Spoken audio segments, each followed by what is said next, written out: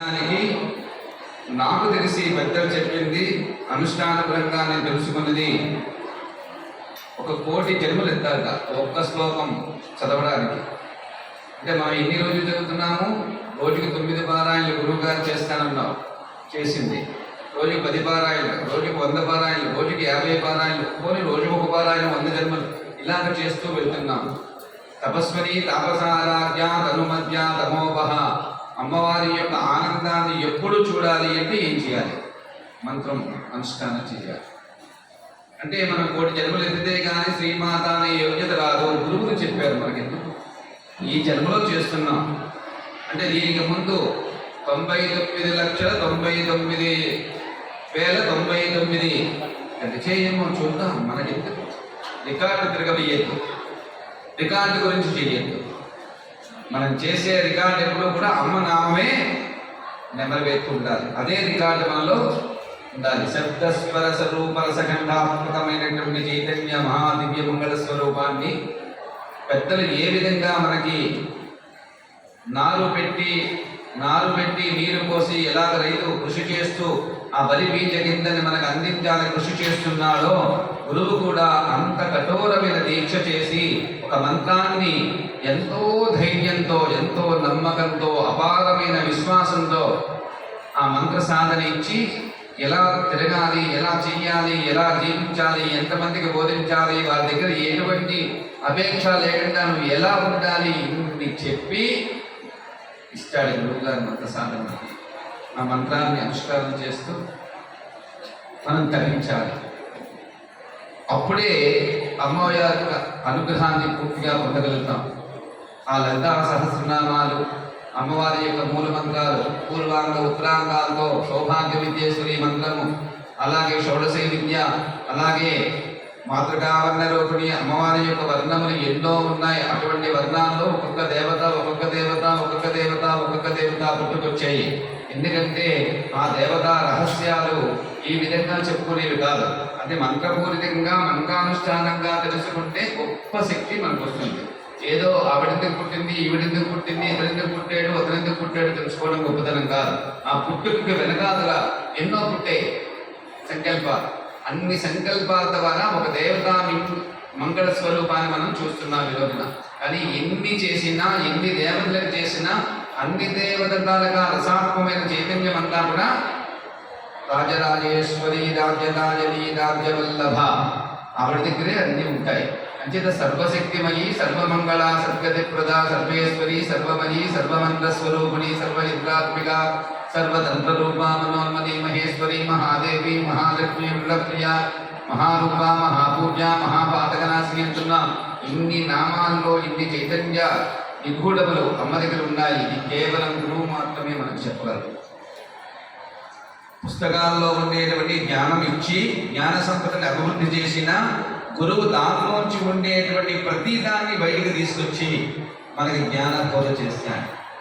చేసినప్పుడు ఎలా అపేక్ష ఉంటుంది, ఎంత ఆనందపడిపోతాడో, మనం ఎదుగుతున్న కొద్దీ ఆనందపడిపోయేవాడు గురువు. అందుకే అమ్మవారు పరమేశ్వరమయీ, మిత్రేశమయీ, షష్ఠీశమయీ, బుద్ధీశమయీ, దివ్యానాగమయీ, లోపాముద్రమయీ, అగస్తమయీ, కాలకాపనమయీ, ధర్మాచరణమయీ ఇలా చెప్పుకుంటూ పోతుంటే అసలు మన ఒళ్ళు ఏమైనా అసలు ఎందుకండి ఇలా బయట కూర్చోవాలి అంటే బాగుంది.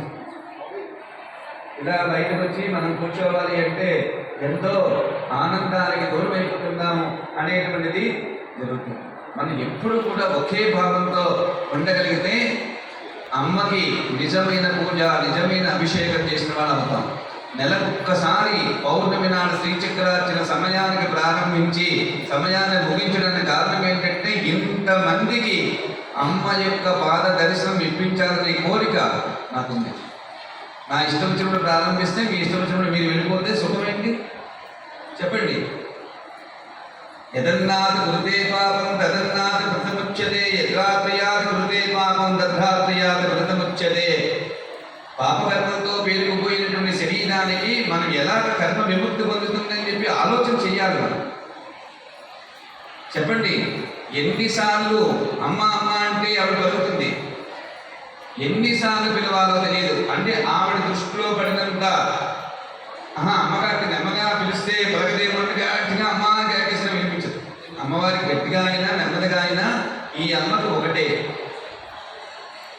మనలో ఉండేటువంటి ఆక్రందన పూర్తిగా లోపలికి వెళ్ళిపోతే కానీ మహామాయ అనేటువంటి ప్రేరేపణ బయటకు వచ్చేయాలి.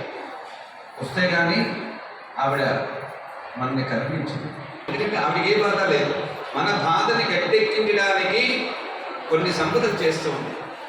సాంద్రకరణ సమానాధిక వద్యక సర్వశక్తిమని సర్వమంగళ సద్గతి ప్రదా అని చెప్పి ప్రాధేయపట్టమే కాదు, అందులో ఉండేటువంటి ఒక అడగడంలో కూడా అందం ఉండాలి.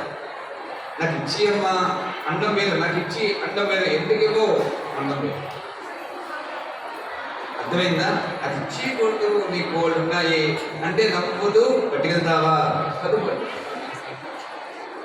ఆవిడ ఏం చేస్తుంది? కదిపి పట్టుకో, నువ్వు తీసుకెళ్ళగలిగితే తీసుకెళ్ళిపో, లేదండి గీత పక్కనే ఉంది తోడడుగుతాను, ఇద్దరు కదపగలనా? లేదండి మీ ఇద్దరు కదప, ఇంకో ఆవిడ పిలుస్తాం. కానీ ఆవిడ ఇస్తే అంత తేలిగ్గా ఉంటుంది. అందులో బరువు అంతా తీసేసి తేలికైన ప్రశ్న.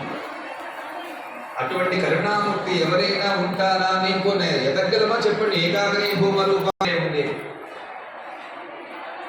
అంటే ఆ చైతన్యమూర్తిని ఎలాగా ఆచరించాలి, ఎలాగ మనం చేయాలి? శ్రీచక్రార్చన అంటే ద్వార పూజ దగ్గర నుంచి అమ్మవారి దగ్గర మొత్తం సనక సనందన సనత్ కుమార నారదాది బ్రహ్మాది దేవత ఒక్క పిసులు తొనక్కన్నా బిందు నీళ్లు కూడా అమ్మవారాలు కలిగేటువంటిదే శ్రీచక్రార్చన. ఆ స్థితికి వెళ్ళాలి అంటే అప్పుడే పరిపూర్ణం. ఆ స్థితిలో వెళ్ళాలి అంటే ఏదో సినిమా చూపించినట్టుగా చెప్పేసినట్లు కాదు. ఇది అద్భుతం. శ్రీచక్రార్చన అనేటువంటిది అద్భుతం. అది ఎవ్వరూ మానకుండా చేస్తే ఇంకా అద్భుతం. కానీ ఇప్పుడు సన్నగిల్లిపోయింది, తక్కువైపోయింది. చేసేటువంటి వాళ్ళు చాలా తక్కువైపోయారు. ఎందుకంటే ఒక 7 గంటల కాలం కథగంట కూర్చుని ఒకే భావంతో దాన్ని దృష్టి పెట్టి చెయ్యాలి అంటే సాధ్యమే, కానీ వాళ్ళు అసాధ్యం అనుకుంటున్నారు. సాధ్యం. ఒక్కసారి త్యాగే లేకే అమృతత్వమానసోహో. నువ్వు కొన్నన్నాడు ఎన్నో చెబుతున్న అబద్ధాలన్నీ అంతరాలకు తెలుసు, ఒక్కరోజు త్యాగం చేయలేవా నా గురించి అని అమ్మవారు అడుగుతున్నాం. ఇంటికి వచ్చి త్యాగం చెయ్యాలి, త్యాగం చెయ్యాలి, ఒక్కరోజు త్యాగం చెయ్యాలి. పొద్దున్నే సూర్యోదయా పూర్వం కేవలం ఈ ఆసనం మీద రమ్మని నేను కోరుకోవట్లేదు. ఎక్కడికో ఒక్కడికి వాళ్ళ తలుపు తీయలేదంటే ఆ కోవిల కుమ్మలో కూర్చోండి.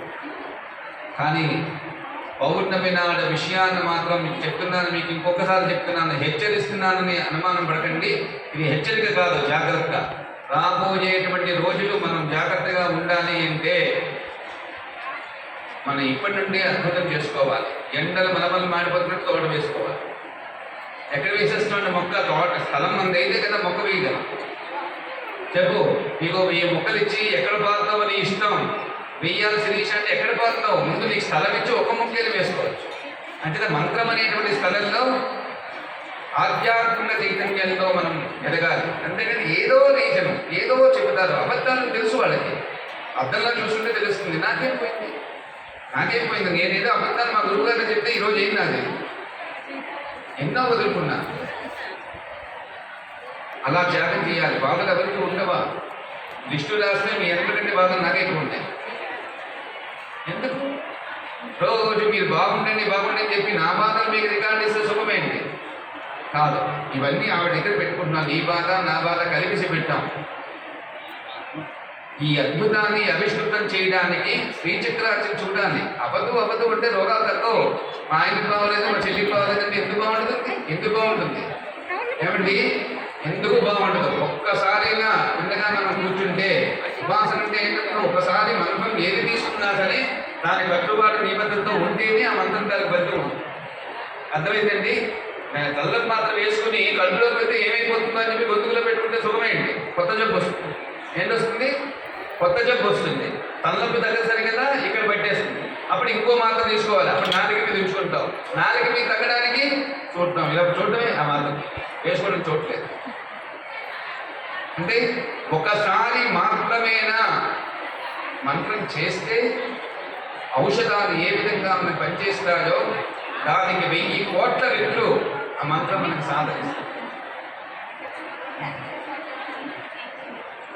ఇవన్నీ తెలుసుకోవడానికి గురువులు మనకి ఎంతో ఆనందంగా అద్భుతంగా ఎప్పుడూ ఒకే కుటుంబంలో ఉండడానికి ఎన్నో త్యాగాలు చేశారు వాళ్ళు.